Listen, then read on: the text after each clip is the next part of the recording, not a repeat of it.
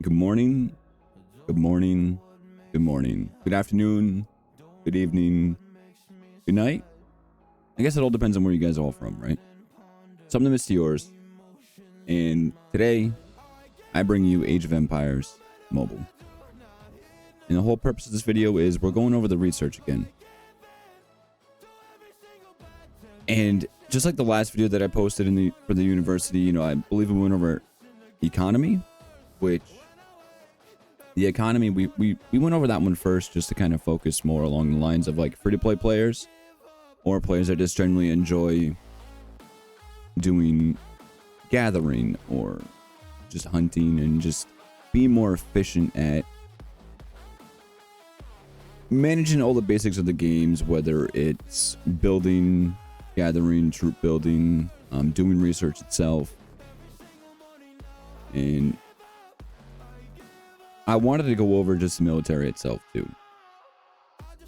and for how important it is. We went over the benefits of doing the research if you're like a free-to-play player, and why I think you should go economy first. Everyone might change their mind. Some people might just do economy, then do a little bit of military, then go back to a little bit of economy. I guess every player has a different outlook on it. There's no wrong way, there's no right way of doing it. It just depends on what avenue you want to go, right? I want to take a look at the map real quick and just see what happened. So a good definition of like on this account that I have currently is I definitely have to do some more work on it, just for the fact that I keep getting attacked. I'm still very low level on this account. This one's just for content purposes. But every day I'm being shifted around somewhere on this map, right? And the progress on the server is actually pretty impressive. I was in Eastlands before that. I think I was up by Gaul before. It's Imperial City. It's so impressive. It's so impressive. And it's beautiful. The artwork's great. The landscape looks great. All right, let's go back to my citadel. Still small, still tiny. Still going in certain directions with what we're doing for content on this account. My next video, I did want to go over the troop upgrades and everything like that with you guys. But for this one, I wanted to take a look at just research again in the university. I mean, the layout of it looks so much different than economy, right? You just have your 4 blocks. Big blocks, little block, big blocks, little block, big block, little block. Definitely has like a military feel to it. It's so much more organized to be. Different looking, more organized. It's like there's very minimal inside the economy.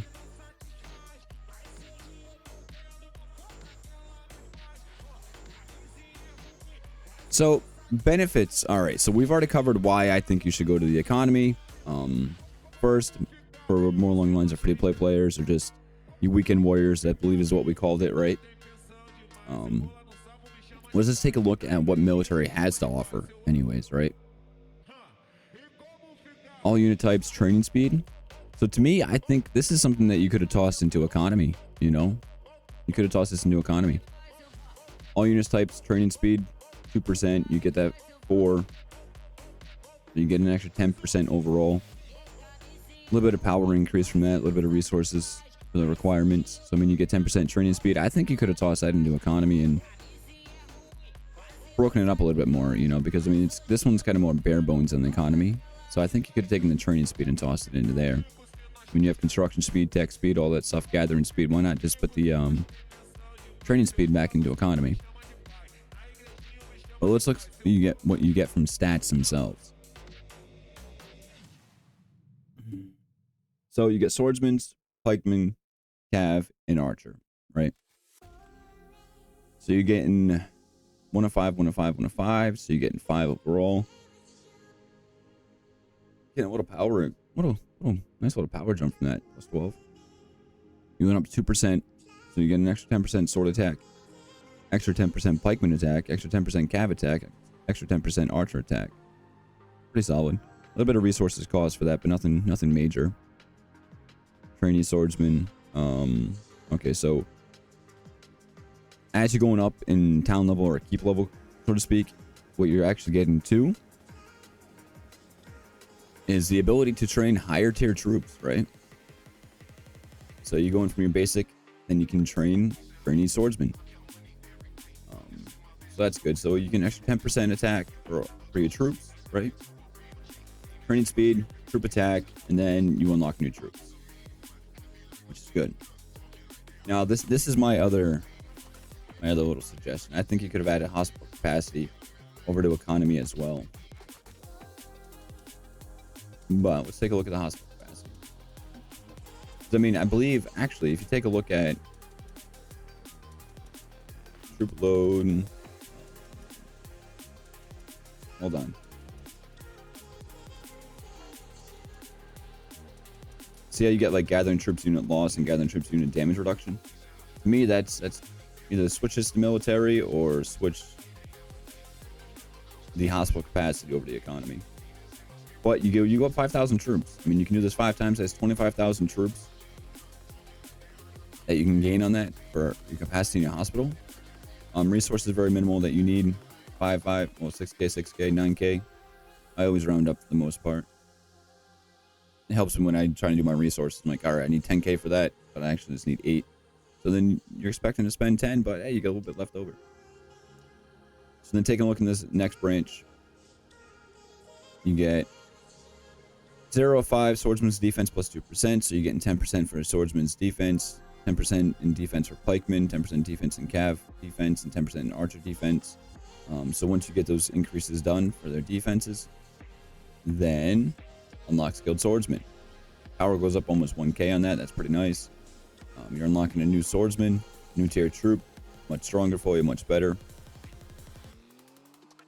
Oh, and this is what I like right here, right? Okay, so you're unlocking a new swordsman, pikemen, cavs, and archers.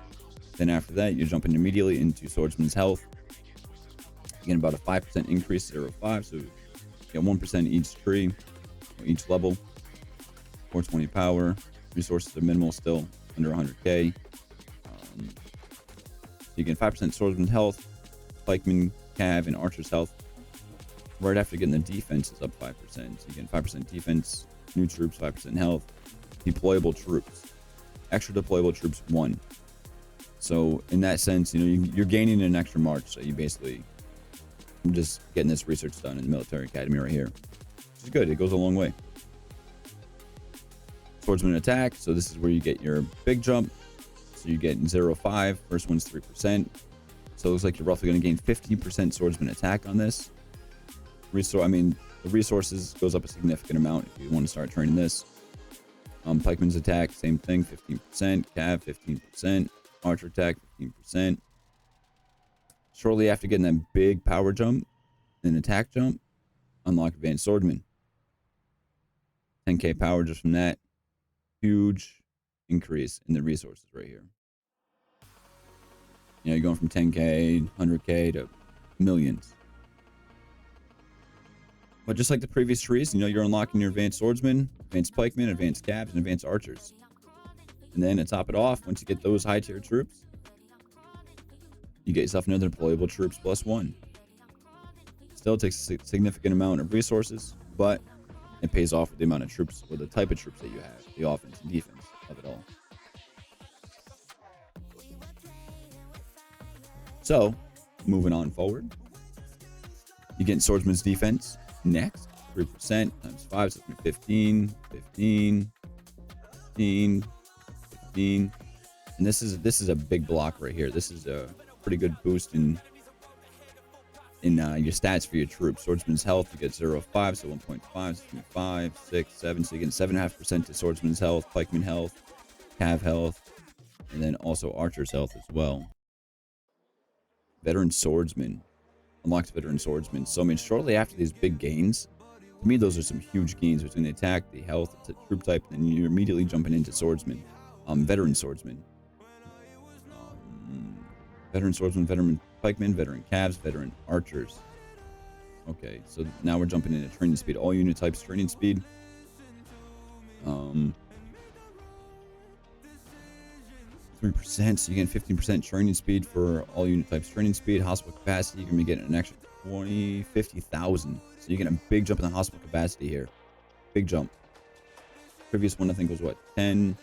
You get another 50k right there. Now you're getting some serious tech. 0.4%. So if you're getting 4% per tier, and you're looking at 20% attack for your swordsman, for your pikemen, for your calves, and your archers. Senior swordsman unlocks. Look at that, huh? So I mean, definitely the loyalty. The more you play, the more you invest in the military, the better, right? So you're unlocking this senior pikemen, senior calves, senior archers.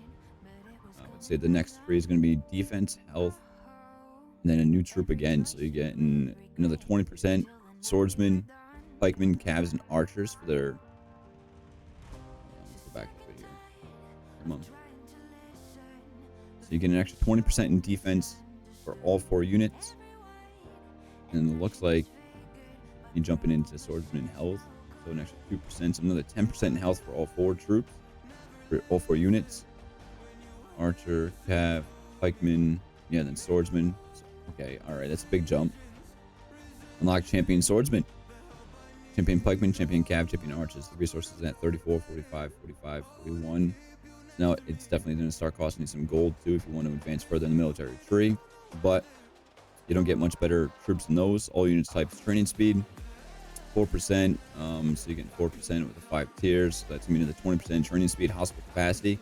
20, 40, 60, 80, 100. You get an extra 100,000 units for your hospital capacity, which is huge. 4 mil, 5 mil, 6 mil, 6 mil, 6 mil.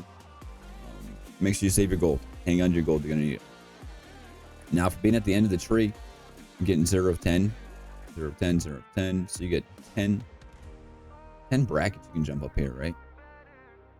So all unit types attack. So this is going to target all your units, all your different type of troops. So you're going to get 20% out of that. 20% gain on the very last one. All unit types defense. Another 2% per tier. So that's going to be another 20%. And all units health. 1%. So you only gain, so you get 2% for defense, 2% for attack, and you only get 1% for health. So you don't have another 10% for your health here. So I mean, I guess it wouldn't be a horrible idea to kind of, jump back and forth, I'm sure depending on how much you play, how much you spend, if you're a weekend warrior, maybe just do a little bit of the economy, do a little bit of the military. If you're spending and you're just more of a casual player, just bang out as much economy as you can before dipping into military, in my opinion. And then if you're just a straight PvP player who's a daily warrior, weekend warrior that likes to spend, bang out as much in military as you possibly can too. I mean, going through technology, I think everybody knows if you're a strategy game player, right? You know that research is going to bring you a long, long, long way. This research offers you so many perks, right? And without research, you can build power, you can build size of your keep, but at the end of the day, big keeps, a lot of power doesn't mean anything. Stats are king is what I always like to say. Stats is what drives players to be good. Even if you're not good, you can get away with just having high stats and just overtaking people that don't spend. That I see that a lot in different games that I play, where you get these guys that truly aren't good at the game, but they spend so much money and they do so much research where they're just decimating everyone around them,